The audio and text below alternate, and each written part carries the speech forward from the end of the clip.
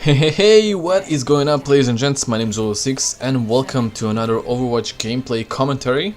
This time I want to talk about timing and competitive timing. Okay, so those are two different things. Timing in general is, getting a sense of time, knowing when to wake up, when to brush your teeth, yada yada. You know those things, those timing sessions that happen in real life, alright? So you wake up in the morning and you know it's time to brush your teeth, or before you go to bed at night, and so on. Now you can apply that term into gaming, specifically we'll discuss into competitive Overwatch as always, to make sure you notice some timing specific events, alright, like pushing on 2-point, okay? So let's imagine this, picture this. You're going on attack on the Hanamura, right? It's a rather simple map. You know the heroes that are good in there, you know the heroes that are less good in there. Mei and Reinhardt are insane. Hanzo, Genji, they're all good. Usually it's a dive-ish comp map, but since we have Brigitte these days, it's a bit shifted, but it's still a rather good dive map for attacking side. So you get the first point, alright, it's easy peasy, no doubt about that. Now, what you notice about playing on Hanamura, most of the time, whenever the attacking team, whenever the actual diving heroes or somebody gets a pick of the defense and it's not getting rezzed, it's usually a win for the attacking team, because the long walk from spawn, that's an entire new factor this map provides compared to one control point maps like Lijiang Tower and so on. So there's this long walk from spawn, which is around 20 seconds or even 30 seconds. It depends on the hero you're playing. Obviously, if you go with Lucio, it can be around 17, I assume, with all the speed boosts, or 15 maybe, which is not that long, but still. If you go with a Mercy or a Zen, for example, if your Mercy is dead on first point and she's walking all the way from spawn after the respawn delay, and she's walking to the first point all the way from spawn, we're talking about the defending team now, it's gonna take her a long time compared to a Lucio. If she was a Lucio, then it would have taken him much less time, because he has speed boost, he has wall ride, he has everything that he needs to roll out to get quickly to the first point without the point already being captured or the objective being lost. So this is one good example of noticing the timing factor in this specific objective in Hanamura. Another good timing factor is a bit more subtle. You hardly recognize people noticing it until higher diamond, maybe even masters. You can definitely see it is being addressed in masters and above, but around diamond people are starting to notice it because they get enough experience from playing the game, and they already know this. So in case you don't know this, I'm going to reveal it just now for you, and most people do know this, it's not such a huge secret, but I'll say it out loud in case you're wondering what it is. So one of the biggest timing factors in the game is which hero you pick. Alright, doesn't really make sense, but I'll explain myself. So for example, you're taking Widowmaker and you're playing Gibraltar defense, alright? This is a good pick. Widowmaker is great. The enemy team does not have really divish heroes, they don't have D.Va and Winston to get in your face and kill you instantly, so you can actually be efficient as Widowmaker. But what happens is, it's not your best aiming day, okay? Everyone has those days, sometimes you perform a bit less than what you usually perform, and with Widow it's actually critical to do well and get those important shots all the time and be efficient, otherwise it's just a waste of DPS, and the rest of your team should somehow carry this, and it usually does not happen. So if you miss those shots, if you're not being efficient, if you're not giving the DPS in, then you're probably gonna get yourself killed, especially if there's an enemy Widow on the other team. Okay, so if you get killed once, alright, it happens, you gotta try again, it's not that big of a deal. Okay, so you try again. If you get headshot by the Widow twice, or somehow you get out of position and you die, still not being efficient DPS on your team, then it's already a good indication to maybe switch a hero, or maybe think of what's happening and why you're not being efficient, alright? And if you're dying 3 times, then you should definitely switch hero. You should definitely think out, oh, maybe I should need that tank on my team or that tank, and can the switch in time? Can we do this together?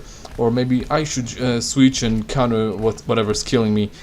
For example, the enemy Widow is usually counterable by going Genji. Or even third tank, which is a bit odd option in here, but sometimes it's really applicable. And if you go 3 tanks and they don't have enough brawling power, they don't have enough space that the tanks create, they have lots of squishes, for example 3 DPS, you might actually earn a lot from that. So until Diamond, in Plat and Gold and Silver and whatever, players don't do that. They go with Widow, they install a Widow, they do whatever they want. Doesn't have to be Widow, actually, it can be any hero, really. It can be Tracer, it can be Junkrat, it can be Pharah, it can be anything. But they die once, and they're like, okay. They die twice, and they're still like, well, it happens, okay. Die 3 times, and those indication alarms, the red lights do not light up in their brain. They're still gonna play the same hero because they think they're doing good. They're thinking, okay, this time I'll get it right. And it's just not happening. And they're not being efficient, and they're just ruining their team winning chances. Those things you gotta pay attention to. If you're dying twice or 3 times, that's already starting to committing. If you're going 4 times with the same hero, then you better know what you're doing, otherwise you're just a waste of a DPS slot, or even tank, or even support. It applies for all heroes, really.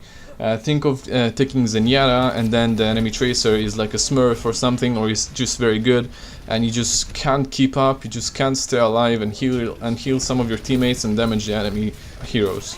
So that's another thing you can think about. Usually the best thing you can do is if you see an enemy countering you hard, for example you went Junkrat and Reaper or something, and they have a Pharah with Mercy or some other crap like that, then you really need to give it all in, maybe force yourself to die, get a pick on the way, that's the best case scenario, and then switch instantly. Because then you'll minimize the time that is being wasted while you're playing heroes that are being countered hard. And you'll be able to counter the counters, or put up a fair fight, Pharah against Pharah or whatever, and then win your team some extra time by delaying the attacking team, or vice versa on the defense area. So that's something to keep in mind. If you guys really haven't noticed that, please do try and open your minds and look at those signs. If you're dying once, twice, 3 times, maybe you should switch something. Okay, maybe it's not something wrong in you, maybe it's something wrong in your team, in your composition, in that specific day. It could be anything really, but you should really adapt to the situation. That is a huge factor in winning competitive games. This is the sole reason why players flex. I mean, why would you flex? You can be the best Pharah in the world, but still, sometimes you do want to play support, you do want to play tanks. Because even if you're the best Pharah in the world and you're playing 3 DPS on defense, well, that's a recipe for disaster, and you know that. Which is why you're gonna pick tank or support and help your team carry through the game without being cocky. Alright, so that's the main reason for flexing, for literally putting yourself down, getting this ego, putting it on the side and saying, okay, I know I'm a good DPS, but I'm gonna flex, because that's what my team needs, and not what I need or want, and that's how we're gonna get this win. Also notice that I usually do that as well, but if my teammates are not living up to the potential and not doing enough damage as DPS, whenever we start losing, I start calling out, I start suggesting maybe you'll switch, maybe you'll do that, maybe you'll do that. I'm giving them ideas on how to do better so we can win the game. I'm trying to carry them emotionally, okay? It's pretty huge when you think about it. I'm trying to affect the players, my teammates.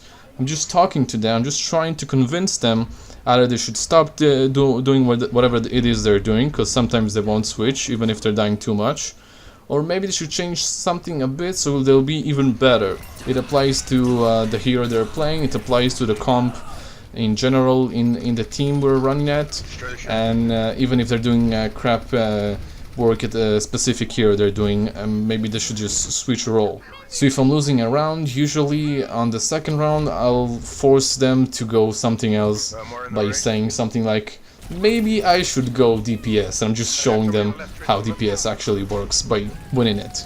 Alright, it happens many times. I don't get frustrated, I don't shout at them. If they still don't switch, I'm like, okay, there's nothing I can do, I'm gonna lose this match, but I'm still gonna do my best. I'll just pick a hero that I know it's not too off of my skill, and it's not like a main hero, so I won't fuck up my stats. Like Pharah, I won't go far on defense when we have 3 DPS. Alright, that's something I'll never do, even though I know I can live up to the DPS when playing Pharah, while being quite modest, as I usually am. So think about that, guys. If you have learned something new, please let me know in the comments. Like this video if you did. I was Lolo6, and I'll see you guys next time. Peace out.